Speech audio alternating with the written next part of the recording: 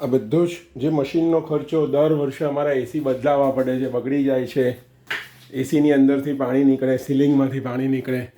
તમે જુઓ અહીંયા આગળ હું તમને બતાવું. આ રિદ્ધિબેનની હોશિયારી છે, જેના લીધે જો આ સીલિંગમાંથી પાણી પડે છે, તમે જોઈ શકો છો. આ રિદ્ધિબેનનો કૌભાંડ, ફોલ સીલિંગમાંથી પાણી પડે છે, જોયું તમે?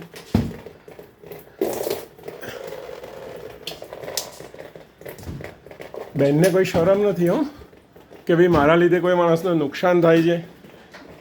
પોતાની જાતનો હોમિયોપેથી ડૉક્ટર કેવડાવે છે. આવા હોય હોમિયોપેથી ડૉક્ટર, સાઈડ ઇફેક્ટ વગરની દવાઓ. અને બેનની પોતાની સાઈડ ઇફેક્ટ જુઓ તમે કે છેલ્લા કેટલાય વર્ષોથી જ્યારથી એમણે રિનોવેશન કરાવ્યું છે ત્યારથી ક્લિનિકમાં આ રીતના પાણી પડે છે. સીલિંગમાંથી પાણી પડે, આખા ક્લિનિકમાં પાણી ભરાઈ જાય. તમે જુઓ છો,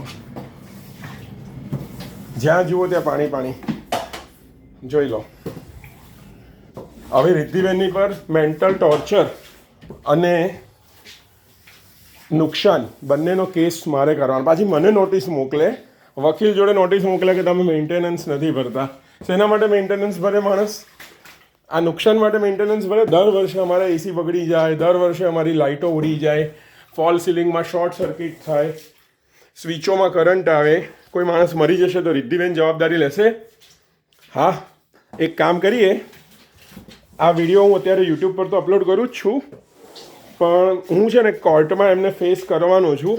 એમની દાદાગીરી અને જે ભ્રષ્ટાચાર છે ને એને ખુલ્લો પાડવાનો છે. એ બહુ જરૂરી છે. તમને હમણાં બતાવું છું. હું ડૉક્ટર હાઉસના બધા જ ફ્લોર બતાવીશ. દરેક ફ્લોર ઉપર આ રીતના પાણી આવે છે. આ બિલ્ડિંગ હવે રીડેવલપમેન્ટ માંગે છે.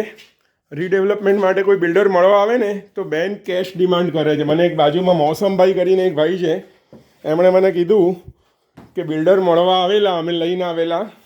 રિદ્ધિબેને કીધું કે અમને બધાને વધારે પૈસા આપી દો, અમે નવી ઓફિસ લઈ લઈશું, અમારે રીડેવલપમેન્ટમાં નવી ઓફિસ નથી જોઈતી. સાચું ખોટું ભગવાન જાણે. મૌસમભાઈ મળવા આવેલા બિલ્ડરને લઈને.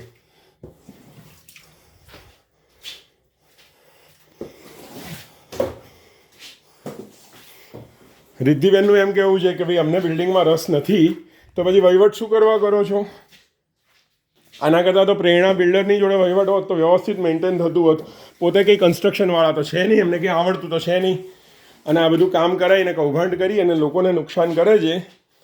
રિદ્ધિબેન પર નુકસાન તો ઠીક, પણ માનસિક ત્રાસનો જે કેસ હું કરીશ ને કોર્ટમાં ત્યારે જોયું જશે. હવે દર વર્ષની છે આ, અને બેનને સહેજ પણ શરમ નથી. એ બેનને સહેજ પણ કરતાં સહેજ પણ શરમ નથી.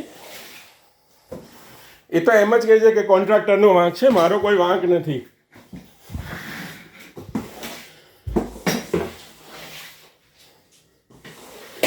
મેન્ટેનન્સ તો નહીં આપવામાં આવે, ઉપરથી વ્યાજ લગાવ્યું છે ને એ પણ નહીં આપવામાં આવે. હું તમારી જોડેથી નુકસાન, દર વર્ષે જેટલું નુકસાન થાય છે એ, અને પ્લસ નુકસાન સિવાય માનસિક ત્રાસ એ વસૂલીશ. રિદ્ધિબેન એટલું યાદ રાખજો. આ ધમકી નથી, આ કાયદેસરની કાર્યવાહી થશે તમારી. તમે મને કોર્ટમાં પડકારજો, હું તમને કોર્ટમાં જ મળીશ. કારણ કે તમારી સાથે બોલાચાલી કરવાનો કોઈ અર્થ નથી. તમે સાંભળતા જ નથી કોઈનું. દાદાગીરી કરો છો, તુમાખી ભર્યું વર્તન કરો છો. બે જવાબદાર તો છો, પણ બેઈમાન પણ છો. બેઈમાન પણ છો તમે. પૈસા ખાઈ જાઓ છો સોસાયટીના ખોટા ખર્ચા બતાવીને. કૂતરા ફરતા હોય બિલ્ડિંગમાં બધી જગ્યાએ ગાબડા પડતા હોય, ટાઇલ્સ ઉપરથી ધાબા પરથી ગમે ત્યારે પડે. હવે એને કોઈ શરમ નથી. હજી તો એમને 80 લાખ રૂપિયા ખર્ચીને પ્લાસ્ટર કરાવવું છે. આ 40 વર્ષ જૂનું બિલ્ડિંગ, 35 વર્ષ જૂનું બિલ્ડિંગ હોય, એમાં એમને 80 લાખ ખર્ચીને પ્લાસ્ટર, ખબર નહીં એમાંથી કેટલા ઘરે લઈ જવા હશે એમને.